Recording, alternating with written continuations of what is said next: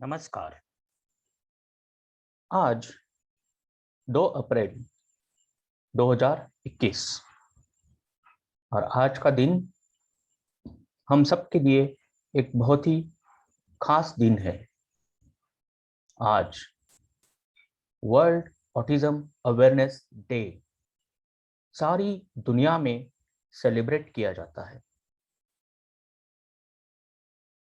चलिए तो जानते हैं कि ये ऑटिज्म क्या होता है, वो कैसे हम पहचान सकते हैं और उसका इलाज किस तरह से किया जा सकता है।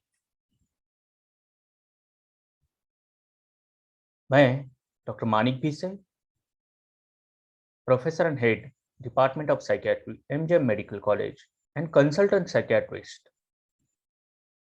आप सभी को इस वर्ल्ड ऑटिज्म अवेयरनेस डे की बहुत बहुत शुभकामनाएं देता हूं। आने वाले चंद मिनटों में हम देखेंगे कि ऑटिज्म ये क्या है, इसको कैसे पहचाने और पहचानने के बाद इन बच्चों को, पेरेंट्स को कैसे सपोर्ट किया जा सकता है और हम सब ने मिलके इस बीमारी से लड़ने के लिए क्या करना चाहिए। 2020 और 2021 दोनों सारी दुनिया के लिए स्पेशल साल है। स्पेशल इसलिए क्योंकि सारी दुनिया में कोरोना की महामारी फैली हुई है और आप सब जानते हैं कि इस महामारी के चलते हुए लगभग अभी 1.5 साल से कई सारे स्कूल्स, जो नॉर्मल स्कूल्स होते हैं, वो बंद है क्योंकि वैसा बंद रखना जरूरत बन गई है। अब जब नॉर्मल स्कूल ही नहीं चल पा रहे तो ऑटिज्म ट्रेनिंग सेंटर्स या स्पेशल बच्चों के लिए जो ट्रेनिंग सेंटर्स होते हैं वो भी उसी के चलते, इसी महामारी के चलते बंद है। और आज का दिन इसलिए और खास है क्योंकि आज हमें कुछ अलग सोचना पड़ेगा इन स्पेशल बच्चों को लेके, उनके पेरेंट्स को लेके, कि ऐसे सिचुएशन में भी वो क्या कर सकते हैं। और ये सब आने वाले चंद मिनटों में मैं आपके सामने रखने वाला हूँ।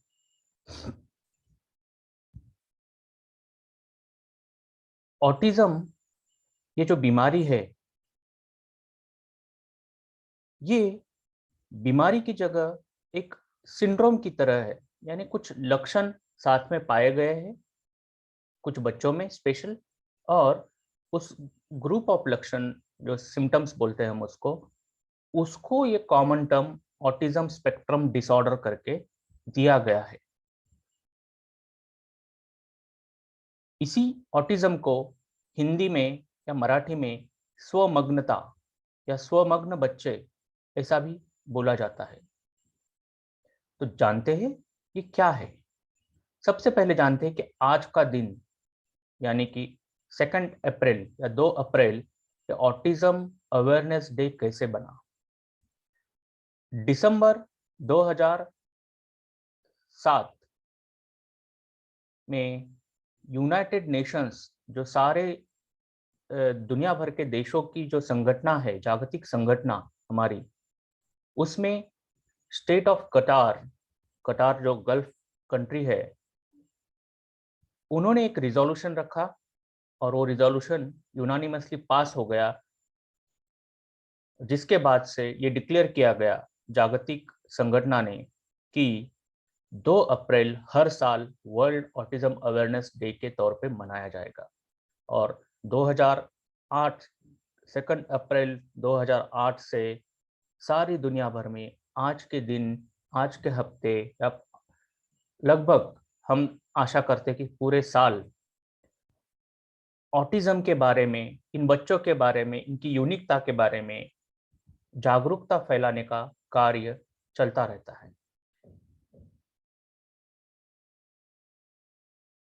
ये जो है आप देख रहे हैं, this is autism awareness ribbon. जैसे कि आप देख रहे हैं कि ये कोई साधारण रिबन की तरह नहीं दिख रही है। इसमें आप कुछ देख सकते हो कि कुछ पजल्स है, और उन पजल्स के भी जो कलर्स है वो अलग अलग है। ये जो पजल पैटर्न्स है, ये पजल्स यहाँ पे दिखाते हैं कि ये जो हमारे बच्चे हैं ये कितने कॉम्प्लेक्स होते हैं। ऑटिज्म के बच्चे कितने कॉम्प्लेक्स हो सकते हैं, और उनके पीछे जो मिस्ट्री है कि क्यों ऐसे बिहेव कर रहे हैं, ऐसा बर्ताव क्यों करते हैं, ये सब के बारे में ये पजल्स रिप्रेजेंट करते हैं। इसमें जो डिफरेंट अलग अलग कलर्स आप देख रहे हैं या अलग अलग शेप्स देख रहे हैं, ये इन बच्चों की विविधता बताते हैं। ये बच्चे यूनिक होते हैं और उसी में विविध भी होते हैं, सो डाइवर्स भी होते हैं। सो कई बार आप देखोगे कि दो ऑटिज्म के बच्चे आपको एक समान बिहेव करते हुए नहीं दिखेंगे, बिकॉज हर एक का ब्रेन यूनिक है। ब्राइटनेस जो दिखा रहा है इस रिबन के कलर्स में, ब्राइट कलर्स यूज किए गए हैं, वो दिखाता है होप। क्योंकि ऑटिज्म एक ऐसी बीमारी है जिसके बारे में सारी दुनिया भर में संशोधन चल रहा है। सो जो आशा है वो है कि रिसर्च से कुछ इस पे परमानेंट सॉल्यूशन निकल आए, और तब तक हमें हमारे पास हम जो कर सकते हैं उस पर फोकस करना पड़ेगा। रिसर्च चल रहा है, बट हमें अभी जो जानकारी है उसके बारे में हमें और अ, अधिक तरीके से लोगों में जागरूकता फैलानी है और उस पर काम करना है, और यही आज के दिन का पर्पस है।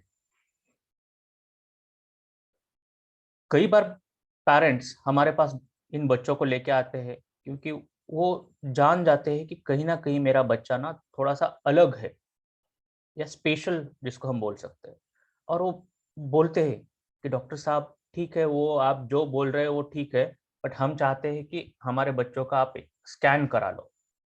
आजकल MRI centre, city centres easily available हो गए, सब ऑलमोस्ट हर शहर में आ गए हैं। तो कहीं ना कहीं उनकी भी एक आशा रहती है कि चलो उसमें कुछ पता चल जाएगा कि मेरे बच्चे के दिमाग में हो क्या रहा है। अगर आप देखोगे तो एमआरआई और सिटी स्कैन इन बच्चों के ऑलमोस्ट नॉर्मल रहते हैं। ऐसा नहीं कि इनका ब्रेन छोटा होता है, या ऐसा नहीं है कि इनके कोई ब्रेन के हिस्से में कोई डिफेक्ट या प्रॉब्लम आपको दिखाई दे। ये बाकी बच्चों के कंपैरिजन में एकदम आपको उस ब्रेन का आकार एकदम नॉर्मल दिखाई देगा। इसका सीधा सीधा मतलब ये है कि सिंपल एमआरआई या सीटी स्कैन के खर्चे पे कृपया मत पड़िए। उससे ना निदान बदलने वाला है, ना आपका इलाज बदलने वाला है। सो अगर आपके साइकियाट्रिस्ट, आपके डॉक्टर साहब बोलते हैं कि इसको ऑटिज्म है, तो कृपया उन पे विश्वास कीजिए, और वो जो पैसा आप फिल्म बनाने में या एमआरआई स्कैन करने में लगाने वाले हो, वही आप उसके इलाज में इस्तेमाल कर सकते हैं। फिर अगर एमआरआई और सीटी स्कैन नॉर्मल रहता है, तो फिर ब्रेन में ऐसा हो क्या रहा है कि जिसकी वजह से ये बच्चा जो है अलग तरीके से बर्ताव करता है।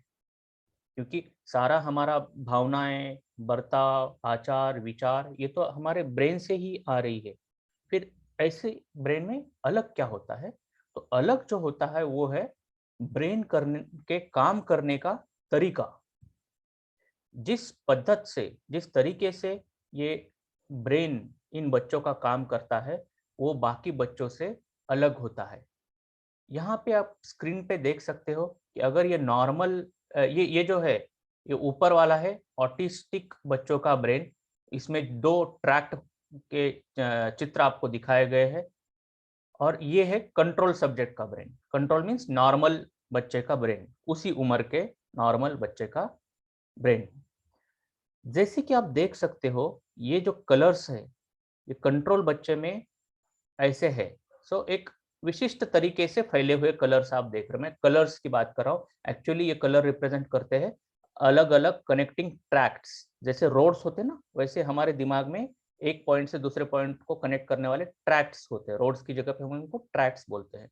तो ये जो है, ये एक आप देख सकते हैं कि एक सिस्टमैटिक तरीके से एक जगह से दूसरी जगह जाने वाले ये ऐसे ट्रैक्स आप देख रहे हो या रास्ते आप देख रहे हो। इसका मतलब समझो कि यहाँ से कोई सिग्नल निकलना है और वो इधर तक पहुँचाना है, तो ये ट्रैक एक्टिवेट हो जाएगा और वो सिग्नल फास्ट और एकदम अच्छे तरीके से वहाँ पे जाके काम करेगा। यही आप ऑटिस्टिक बच्चे के ब्रेन में अगर देखोगे, तो उनके जो ट्रैक्स है, वो आप हफ़ाज़ात देखोगे। जो कलर आप देख रहे हो यहाँ पे, वो इधर-उधर फैला हुआ आप देख रहे हो। यहाँ पे ये जो ट्रैक्ट आप हमने जो ये इमेज में देखा था, ये देखो। यहाँ पे कहीं पे बीच में टूटा हुआ है, कहीं पे गलत जगह पे जाके रुक रहा है या इधर-उधर फैल रहा है, जो कि नॉर्मल जहाँ से टारगेट से होना चाहिए, वो वहाँ पे नहीं जा रहा है। इसका मतलब क्या है कि हमारा जो ब्रेन काम करता है ना, वो होता है एक ग्रिड सिस्टम की तरह, इलेक्ट्रिकल ग्रिड की तरह। वो एक जगह से सिग्नल दूसरे ब्रेन के हिस्से में भेजता है, वहाँ से तीसरे ब्रेन के हिस्से में भेजता है और ये जो कनेक्टेड जो काम है, सारे ब्रेन का काम करने का जो तरीका है, उससे हमारा आचार, विचार, बर्ताव और भावनाएँ ये सब आती है। ये सारा इंटरकनेक्टेड ब्रेन का काम करने का तरीका है, फंक्शन है, जो कि ये आचार-विचार हमें दिखाता है।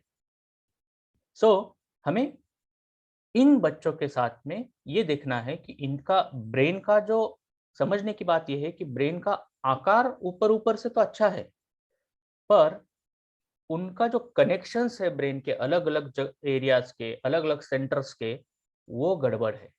वो सही तरीके से अलग-अलग दिमाग के सेंटर्स इन बच्चों में कनेक्टेड नहीं होते हैं, जिसकी वजह से ये आचार-विचार और भावनाएँ ठीक तरीके से ये बच्चे नहीं निकाल पाते हैं और उसका परिणाम जो हम देखेंगे कि आने वाले कुछ लक्षणों में आपको दिखेगा। चलो इसको और अच्छे तरीके से समझते हैं ये वीडियो के माध्यम से कि ये होता कैसे है। तो यहाँ पे हम एक वीडियो रन करेंगे जिसमें कि आपको ब्रेन के ये सारे जो मैं बोल रहा था कनेक्शंस एंड वायरिंग्स इसके बारे में मैं बताऊंगा। हमारा जो ब्रेन है वो ऑलमोस्ट बिलियन सेल्स के एक नेटवर्क है। कई सारे कोशिकाएं हैं दिमाग में जो कि बनी रहती है। जब हम जन्म लेते हैं, तो जन्मने के बाद ये इसका कनेक्शंस बहुत ज़्यादा होते हैं। जैसे ये ग्राफ आप देख रहे हो, वो बढ़ते जाता है। ये जो कनेक्शंस है, ये बढ़ते जाते हैं एक 2 साल के उम्र तक और धीरे-धीरे उसके आगे क्या होता है, ये 2 साल की उम्र तक ये बढ़ने के बाद ये कनेक्शंस धीरे-धीरे कम होना शुरू हो जाते हैं और एक नॉर्मल एडल्ट लेवल पे आ जाते हैं। सो नॉर्मली जो बहुत ज़्यादा कनेक्टेड सेंटर्स थे, वो धीरे-धीरे ब्रेन उनको कट कर देता है और उसको कम कनेक्शंस में करता है, क्योंकि ब्रेन बहुत ज़्यादा एनर्जी कंज़्यूम करता है। वो एनर्जी अगर सारे कनेक्शंस एक्टिव रहे, तो वो एनर्जी इतनी ज़्यादा लगेगी कि ढंग से काम नहीं कर पाएगा ब्रेन या और बॉडी भी। इसलिए ब्रेन हमेशा एनर्जी बचत करने के कंसेप्ट्स पे चलता है और ये होता है something called as synaptic pruning की मदद से। प्रूनिंग का मतलब होता है कनेक्शंस कट करना। तो एक न्यूरॉन समझो, ये 2 न्यूरॉन से जुड़ा हुआ है, तो इसमें एक सेलेक्टिवली ये न्यूरॉन के कनेक्शंस कट हो गए और यही एक न्यूरॉन के कनेक्शंस मेंटेन रखे गए और रादर इसको स्ट्रॉन्ग किया गया है। जैसे-जैसे बच्चे बढ़ रहे हैं, नए-नए स्किल सीख रहे हैं, तो वो अपने ब्रेन में ऐसे ही न्यूरॉन्स को एक दूसरे से कनेक्ट करते हैं और कुछ को डिस्कनेक्ट करते हैं। सो कनेक्शन, डिस्कनेक्शन, कनेक्शन, डिस्कनेक्शन। तो जो न्यूरॉन्स, जो कनेक्शन ज़्यादा इस्तेमाल होते हैं, वो ज़्यादा अच्छे तरीके से कनेक्ट हो जाते हैं, जो इस्तेमाल नहीं होते हैं, उनको हटा दिया जाता है। This is called as use और लूज़ प्रिंसिपल। सो इसमें एस्ट्रोसाइट्स करके जो सपोर्टिंग सेल्स होते हैं ब्रेन के, न्यूरॉन्स और एस्ट्रोसाइट्स, दीज आर न्यूरॉन्स, ये एस्ट्रोसाइट्स, ये रोल प्ले करते हैं वो कनेक्शंस को कट करने में। ऐसा देखा गया है अब तक की रिसर्च में। अब क्या होता है कि जब ये प्रूनिंग यानी न्यूरॉन्स का कनेक्शन कट करने का जो काम है ये एबनॉर्मल हो जाता है या गलत हो जाता है। सो जो नॉर्मल कनेक्शंस कुछ उम्र के बाद कम होने वाले थे, वो अगर बहुत ज़्यादा डिस्कनेक्ट हो गए, तो आगे चल के लाइफ में ऐसा प्रोपोज्ड है, हाइपोथेसिस है कि वो स्किज़ोफ्रेनिया कर सकता है। This is hypothesis, not a proven thing I am saying. And जब ये कनेक्शंस बहुत ज़्यादा बढ़ जाते हैं, इंस्टेड ऑफ कम होने की जगह पे ये बहुत ज़्यादा हो जाते हैं, जैसे यहाँ पे आप देख रहे हो, तो ये कॉज़ करता है ऑटिज़्म या दूसरी कुछ बीमारियाँ जैसे एपिलेप्सी, फिट्स आना। तो ये कारण हो सकता है कि जिसकी वजह से कई सारे हमारे ऑटिज़्म के बच्चों में या स्वमग्न बच्चों में एपिलेप्सी का भी प्रमाण या फिट्स का प्रमाण ज़्यादा होता है। इसी वीडियो को हम डायग्रामेटिक तरीके से अगर हम देखेंगे, तो ये होता है हमारा ब्रेन के टिपिकल ब्रेन के नॉर्मल कनेक्शंस, और यहाँ जैसे आप देख सकते हो ए, बी एंड सी के साथ जुड़ा होना चाहिए, बट ऑटिज़्म के बच्चों में ये ए, बी एंड सी के साथ में डी के साथ भी जुड़ा हुआ है, सी एफ के साथ भी जुड़ा हुआ है और बी ई के साथ भी जुड़ा है। इसका मतलब कनेक्शंस ज़रूरत से बहुत ज़्यादा है, जिससे की वजह से एक साथ कई सारे एरियाज़ स्टिमुलेट होते हैं। So this acts like a short circuiting, brain में शॉर्ट सर्किट हो रहा है, और फिर जब शॉर्ट सर्किट होगा तो एबनॉर्मल फायरिंग भी होगी, and that is what is continuously happening in the brains, हमारे ये ऑटिस्टिक बच्चों के ब्रेन्स में। ये नॉर्मल अगर इंटरकनेक्शंस है अलग अलग ब्रेन के पॉइंट्स के, तो ये है ऑटिज्म के मल्टीपल इंटरकनेक्शंस, जिसकी वजह से पूरा ब्रेन जो है कैओटिक हो जाता है, कंफ्यूज हो जाता है, जिसकी वजह से वो ठीक से बात नहीं कर पाते हैं, खुद को व्यक्त नहीं कर पाते हैं। तो ये सारा जो ब्रेन में हो रहा है, ये हमें दिखता कैसे है, क्लिनिकली कैसे पता चल जाता है? तो एक दो कार्डिनल सिम्टम्स बोले गए ऑटिज्म के। एक तो है deficit in social communication and interactions. बच्चा जब जन्मता है तो उसको लैंग्वेज नहीं आता है, वो जस्ट इंडिकेट करता है हाथ से, मतलब कुछ महीनों बाद वो इंडिकेट करना शुरू कर देता है।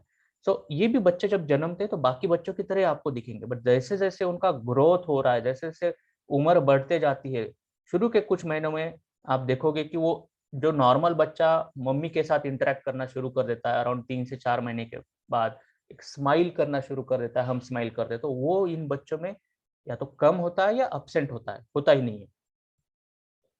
तो सोशल कम्युनिकेशन जो होना चाहिए, वो आप देखोगे कि बचपन से ही इन बच्चों में थोड़ा कम रहता है या अब्सेंट होता है। जैसे-जैसे ये बड़े हो जाते हैं, तो खुद को जो चाहिए उनको, से भूख लगी है, वो भी वो व्यक्त नहीं कर पाते। तो वो भी सिर्फ़ वो एक्शन करके व्यक्त करेंगे। सो ये जो डेफ़िसिट है, ये टिपिकल होता है, इनमें भाषा ठीक से डेवलप नहीं होती है और वो खुद को अच्छे तरीके से व्यक्त नहीं कर पाते। और दूसरा जो कार्डिनल फीचर है कि restricted repetitive patterns of behaviour, यानी कि ये एक ही चीज बार बार करते रहेंगे। हमारे पास पेरेंट्स आते हैं बच्चों को लेके, इवन वो हमारे ओपीडी में भी एक ही चीज करते रहेंगे। अगर वो एक चेयर है तो चेयर के बाजू में घूम रहे हैं, तो उसी के अराउंड घूमते रहेंगे, या बटन्स ऑन ऑफ करते रहेंगे। हम देखेंगे अभी एक वीडियो में, ये रिपीटेटिव स्टेरियोटाइपिक बिहेवियर का वीडियो है। एक टिपिकल इन बच्चों को छोटे जब रहते थे आप देखोगे कि ये क्लमज़ी होते हैं। क्लमज़ी मतलब ये ना कोई भी चीज़ एक ठीक तरीके से नहीं करेंगे। वो करते हुए फंबल हो जाएँगे, या ऐसे लगेगा कि अरे ये क्या कर रहा है बच्चा? इसको पेन पकड़ना है और ये कुछ अलग ही तरीके से पकड़ने लग गया है। So this is clumsy child. That is an important early indicator. And another early indicator होता है कि ये बच्चे जब कुछ भी इंटरैक्ट करने की कोशिश करते हैं ना, तो आपकी तरफ नहीं देखेंगे, आंखों में आंखें डाल के बात नहीं करते। So that is another early sign that you can identify. ये देख सकते हैं कि ये आंखों में आंखें नहीं डालते हैं। कुछ भी इंडिकेट करना है तो बस इधर उधर देख के ऐसे करेंगे, ये ऐसे करेंगे, बट आंखों में आंखें डाल के कम्युनिकेशन नहीं करेंगे। तो loss of eye contact is a very early sign that can be seen. बाकी के जो लक्षण होते हैं कि अलग बिहेव करना, अलग तरीके से चिल्लाना, बच जो एकदम छोटे बच्चों की तरह बर्ताव करना, थोड़ा सा बड़ा होने के बावजूद एक ही चीज को बार बार घुमाते रहना, एक ही चीज को बार बार खेलते रहना, कोई आई कांटेक्ट नहीं रखना किसी के साथ में। और इनको ना वैरायटी पसंद नहीं होता है, उनको एक ही वातावरण लगता है। वो अपने घर में ही अगर कंफर्टेबल तो वहीं पे रहेंगे, जैसे नई जगह पे जाते हैं वो बहुत इरिटेबल हो जाते हैं क्योंकि वो उसको अडेप्ट नहीं कर पाते। उनमें थोड़ा-सा क्रिएटिविटी का अभाव होता है, सॉरी। और कुछ-कुछ बच्चों में ऐसा देखा गया है कि इनमें कुछ स्पेशल स्किल्स भी रहते हैं जिनको हम ऑटिस्टिक सैवेंट्स कहते हैं। अभी हम देखेंगे कि स्टेरियोटाइपिक पैटर्न ऑफ बिहेवियर क्या होता है। सो स्टेरियोटाइपिक पैटर्न ऑफ बिहेवियर ये होता है कि जिसमें एक ही चीज बार-बार बच्चा करते रहता है। ये वीडियो में हमने एक कंसेंट लिया था पेरेंट्स का, और बच्चे के साथ जब वो ये हमारे ओपीडी में आई थी ये बच्ची, तो उस टाइम का ये वीडियो है। आप देख सकते हो कि ये हमारा ओपीडी का एरिया है और ये बच्ची है जिस जो ऑटिज्म से ग्रस्त है। अब आप देख रहे हैं कि वो अपने भाई के आजू-बाजू में गोल-गोल, गोल-गोल घूम रही है और ये कंटिन्यू कर रही है। उसको रोकने के बावजूद एक एक ये साइड से रोका, तो अब वो उल्टे साइड से घूमना शुरू करे। This is typical stereotypic behaviour. अब आप देखोगे कि वो चेयर पे चढ़ रही है, कोशिश कर रही है, कितना भी मना करो उसको करना है, वो दिमाग में आया तो वो बार-बार कोशिश करते रहेगी। अब फिर से घूमने की कोशिश कर रही है, वो चेयर हटा के उसको चाहिए कि जगह बना ले घूमने के लिए। और देखो वो उसके भाई से बिल्कुल आँख नहीं मिला रही है, वो उसका ध्यान कहीं और ही है, ऐसा लगता है कि वो भाई के पीछे कुछ देख रही है। So this is lack of eye contact. इस वीडियो में आप टिपिकल देख रहे हो। और कम्युनिकेशन देखो वो कैसे कर रहे हैं। हम नॉर्मली बात करते हैं तो आँखों में आँखें डाल के बात कर रहे हैं, बट वो इधर-उधर देख रही है, ऐसे करके देख रही है और कम्युनिकेशन ढंग से नहीं हुए। अब वो देखोगे कि वो बार-बार बटन्स ऑन ऑफ करना शुरू करेगी। और हमने पूछा कि घर पे भी ऐसी करती है? तो ये उनकी मदर है। I am sorry to show her face here, पर हमने कंसेंट लिया हुआ था। आप देख रहे हो कि वो कितना गिल्ट में है, कितना पछता रही है वो मम्मी उसकी। वो रो रही है, हमसे बात करते हुए भी रो रही है। एंड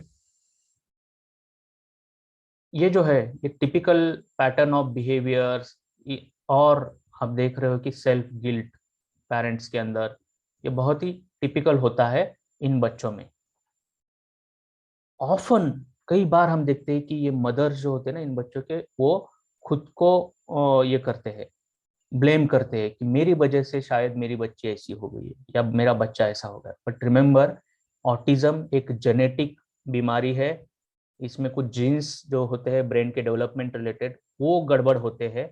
उसकी वजह से उनका दिमाग वैसा है। इसमें मदर का कोई इसमें ज़्यादा रोल नहीं होता है। रोल नहीं होता मतलब ऑटिज़्म करने में रोल नहीं होता है। या मदर की वजह से, मम्मी की वजह से या फादर की वजह से बच्चा ऐसा हो गया, ऐसा नहीं है। या उनकी परवरिश में कोई कमी रहती है जिसकी वजह से ऐसा है, होता है, ऐसा नहीं है। देखते हैं हम कई बार मदर्स, पेरेंट्स आते हैं, रोते हैं कि हम उसको समय नहीं दे पाए, हम उसको ऐसा लगता है कि बाकी बच्चों की तुलना में हम हमारे काम में बिजी थे इसलिए ऐसा ये हो गया है। नो, ऐसा नहीं है। उसका ब्रेन ही हार्डवेयर जिसको हम बोलते हैं, अगर कंप्यूटर का कंसेप्ट लेंगे यहाँ पे, तो कंप्यूटर में एक हार्डवेयर होता है और उसके ऊपर सॉफ्टवेयर हम इंस्टॉल करते हैं। तो इनका जो ब्रेन का कनेक्शंस है ना, हार्डवेयर, वही गड़बड़ है, वही डिफेक्टिव है। उसकी वजह से बच्चा ऐसा कर रहा है। सॉफ्टवेयर जो आप इंस्टॉल करने की कोशिश कर रहे हो उसके अंदर, जो आप उसको ट्रेन करना चाहते हो, आप उसको मैनर्स सिखाना चाहते हो, कम्युनिकेशन करना सिखाना चाहते हो, टॉयलेट ट्रेनिंग देना चाहते हो, कैसे खाना है ये आप सिखाना चाहते हो, तो ये सब ठीक तरीके से नहीं हो पाता इन बच्चों में क्योंकि वो जो ट्रेन करने का जहाँ पे स्टोरेज है ब्रेन, वही इनमें थोड़ा-सा डिफेक्टिव है। तो इसलिए आप कृपया, मैं सारे पेरेंट्स को निवेदन करता हूँ कि खुद के ऊपर बिल्कुल आप ब्लेम मत लीजिएगा और ब्लेम से बाहर आके, गिल्ट से बाहर आके कृपया इन बच्चों को इलाज करवाइए, काम करवाइए। आपने ये शायद फ़िल्म देखी होंगी, एक लक्षण, ये बर्फी करके मूवी थी, बहुत अच्छी मूवी है ऑटिज़्म के ऊपर। झिलमिल करके ये जो प्रियंका चोपड़ा ने इसमें कैरेक्टर किया है वो डिपिक्ट करता है ये ऑटिज्म के बच्ची को। इसमें एक बहुत टिपिकल लक्षण दिखाया गया है कि लैक ऑफ फियर, इन बच्चों में ना डर नहीं होता है। और जैसे कि आप देखते हो कि यहाँ पे ये वीडियो में मैं थोड़ा सा साउंड बढ़ा देता हूँ, हिंदी में ही है।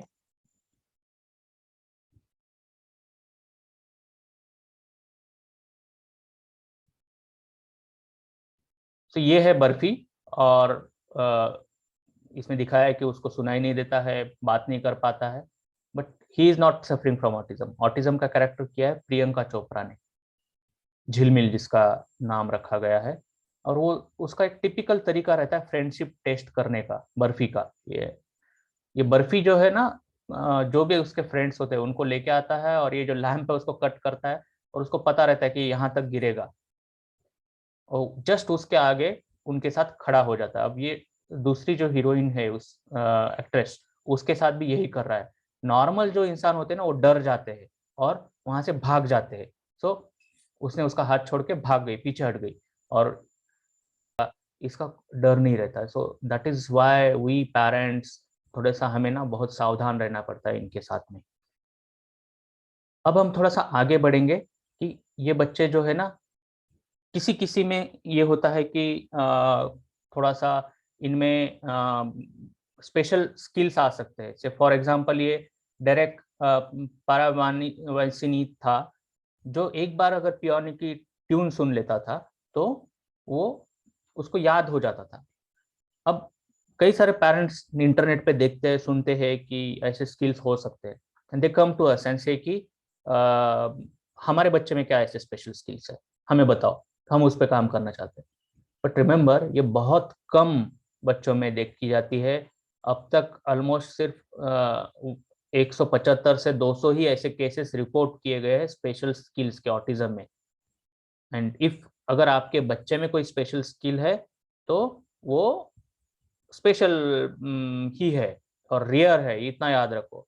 सो हर बच्चे में, हर ऑटिज्म के बच्चे में ऐसा कुछ स्पेशल स्किल हो जरूरी नहीं है।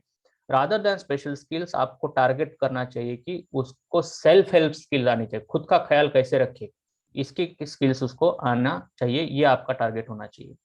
ये एक अनादर बहुत अच्छी हॉलीवुड सॉरी बॉलीवुड मूवी है, माय नेम इज खान। और इसमें हाई फंक्शनिंग ऑटिज्म, ये साइंटिस्ट दिखाया है यूएस में, जो वहाँ जहाँ पे वो काम करता है। एंड वो अपने जो स्किल्स है, हाई फंक्शनिंग दिखाया है उसको, बट स्टिल उसमें भी थोड़ा सा ना डिफेक्ट्स दिखाए है। कम्युनिकेशन की डिफेक्ट्स, बहुत अच्छी तरह से एक्टिंग की है कम्युनिकेशन डिफेक्ट्स की इसमें। सो आप सभी से आज मैं फिर से एक बार वर्ल्ड ऑटिज्म डे के बारे में बोलना चाहता हूँ। आज वर्ल्ड ऑटिज्म डे है, यानी उन लोगों का दिन जिन्हें हम और आप कुछ अलग मानते हैं, लेकिन जो असल में हम आप जैसे ही है, पर बेशक अपनी तरीके से। जैसे आप यहाँ पे देख रहे हो डक्स को, ये एक डक थोड़ा सा अलग है। अलग है इसका मतलब एबनॉर्मल नहीं है, इसका मतलब वो बुरा नहीं है। रिमेंबर, ऐसे लोगों को आप करीब से समझे और जाने, ये आज जरूरी है। स्पेशल आज जो हमारे अराउंड चल रहा है, वैसे सिनेरियो में जहाँ पे हम खुद पे ज़्यादा केंद्रित है, ऐसे समय में हमें ध्यान देने की जरूरत है इन स्पेशल बच्चों की तरफ भी। सो अगर ये बच्चे थोड़े से अलग है, तो अलग होना बुरी बात है क्या? मैं अगर आप सबको एक सवाल पूछूं कि क्या अंधे लोग किताब पढ़ पाएंगे, तो फर्स्ट आंसर आएगा कैसे पढ़ पाएंगे, वो तो अंधे है, वो कैसे पढ़ पाएंगे? बट रिमेंबर, वो भी पढ़ पाते हैं, बस उनका पढ़ने का तरीका अलग होता है, और वो है ब्रेल लिपि। ब्रेल ब्रेल लिपि।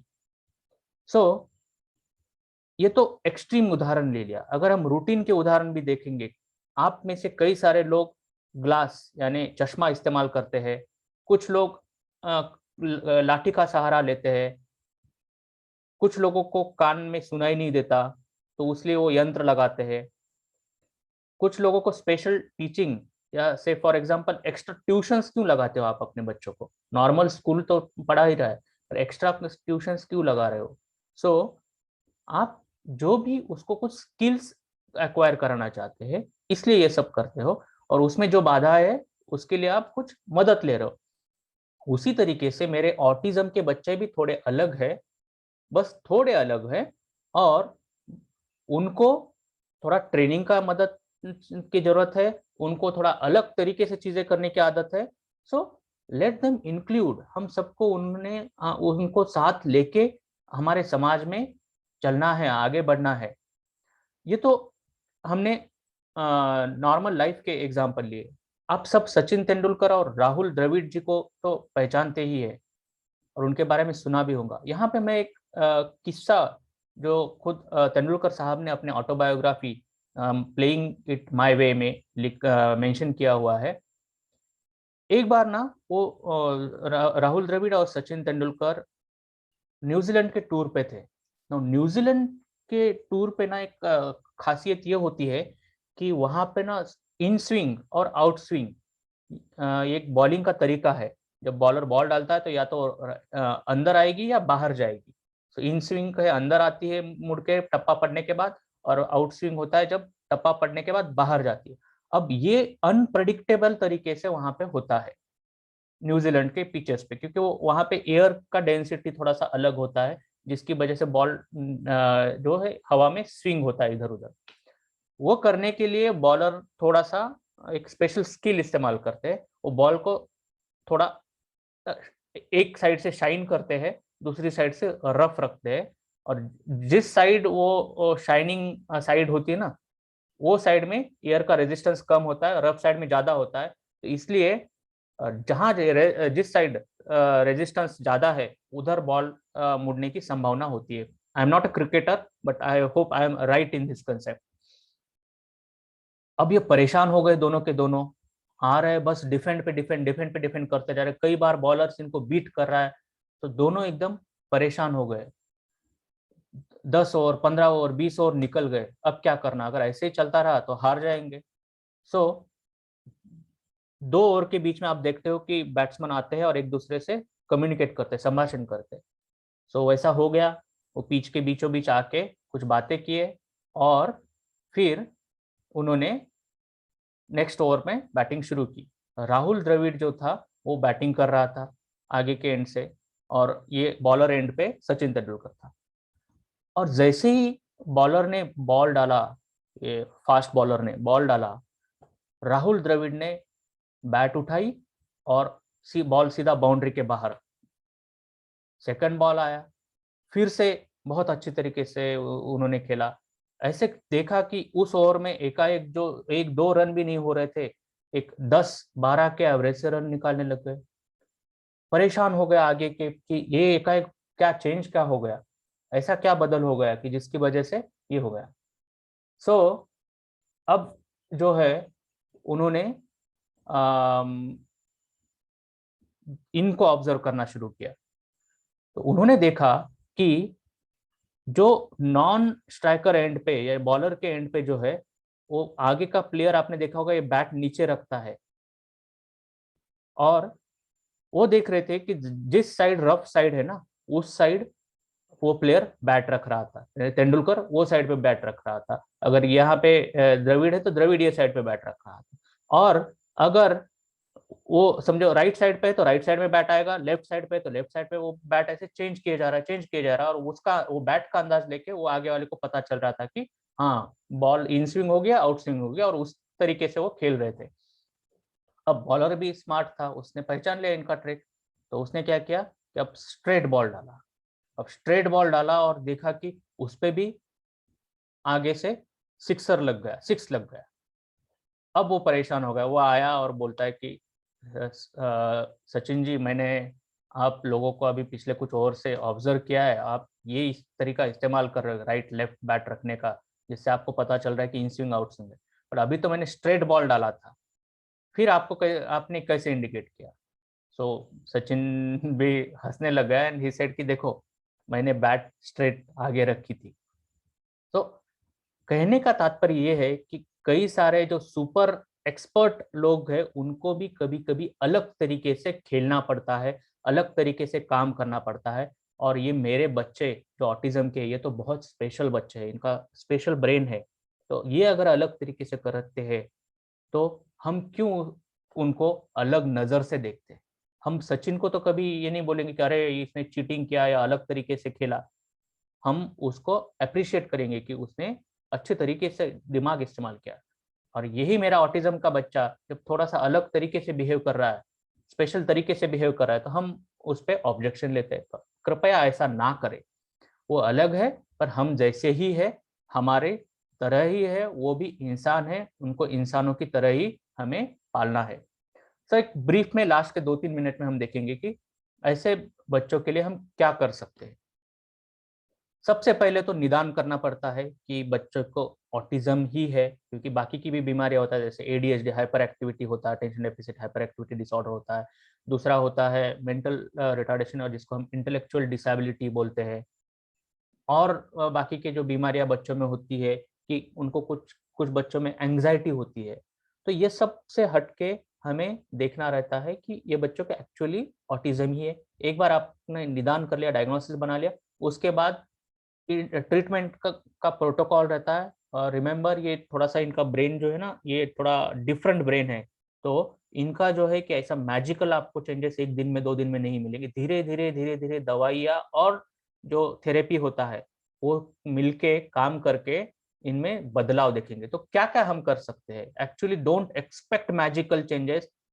ओवरऑल लॉन्ग टर्म में भी हम क्या चेंज कर सकते हैं वो होता है, एक तो इन बच्चों में जो हाइपर एक्टिविटी होती है वो दवाई के माध्यम से कम किया जा सकता है। कुछ कुछ बच्चे जो इरिटेबल होते हैं, चिड़चिड़ करते हैं, रोते रहते हैं, एक ही चीज बार बार करते रहते हैं, जिसको स्टेरियोटाइपिक करते हैं, वो थोड़ा दवाई के माध्यम से बिहेवियरल चेंजेस, उनमें अच्छे बिहेवियरल चेंजेस ला सकते हैं। अगर बच्चा बहुत ही गड़बड़ कर रहा है तो उसकी सेफ्टी के लिए क्या क्या चेंजेस करने हैं आपको घर में और स्कूल में। तो ऑब्वियसली जो ट्रेनिंग सेंटर है वहाँ पे तो सेफ एनवायरनमेंट रखा ही जाता है, बट घर में क्या क्या चेंजेस करने रहते हैं वो हम बताते हैं। एक स्पेशल तरीका होता है सेंसरी मोटर स्टिमुलेशन। जितना बच्चा हमारे पास कम उम्र में आता है उसको उतना हम सेंसरी मोटर स्टिमुलेशन के टेक्निक्स इस्तेमाल करके, वो स्पेशल ट्रेनर्स रहते हैं, एडुकेटर्स रहते हैं जो ये टेक्निक्स इस्तेमाल करते हैं, और उनको उनके ब्रेन को, यहाँ पे देखो कि ट्रेनिंग का जो ऑर्गन है वो ब्रेन है, तो उनके ब्रेन को सेंसरी मोटर स्टिमुलेशन के माध्यम से ट्रेन करने की कोशिश करते हैं, जिससे कि वो हार्ड वायरिंग जो है ना, वो नए नए कनेक्शंस उनका ब्रेन बनाते जाए और उनको फिक्स करते जाए। बेसिक सेल्फ हेल्प स्किल्स कई सारे बच्चों में नहीं होते कि खाना कैसे है, सुसु के लिए जाना कैसे है, यहाँ से कई बार हमें ट्रेनिंग की शुरुआत करनी पड़ सकती है। इसीलिए स्पेशल ट्रेनिंग सेंटर्स की जरूरत होती है इन बच्चों के लिए जो थोड़ा सा ज़्यादा सीवियरली अफेक्टेड है ऑटिज्म से। कुछ बच्चे होते हैं जिनको ज़्यादा सीवियरिटी नहीं होती है, तो उनमें दवाई और बिहेवियरल सजेशन से घर पे अगर पेरेंट्स एक्टिवली पार्टिसिपेट करते हैं ट्रीटमेंट में तो डेफिनेटली चेंजेस आ सकते हैं। एक पिक्चर लैंग्वेज का ट्रेनिंग दिया जा सकता है, जिनमें भाषा बहुत ही कम डेवलप हो जाती है, तो पिक्चर लैंग्वेज और पिक्चर्स दिखा के एक दूसरे से कम्युनिकेट करना सीख जाते हैं, पेरेंट्स से कम्युनिकेट करना सिखा सकते हैं। मोस्ट इंपॉर्टेंट होता है कि पेरेंट्स को सपोर्ट करना।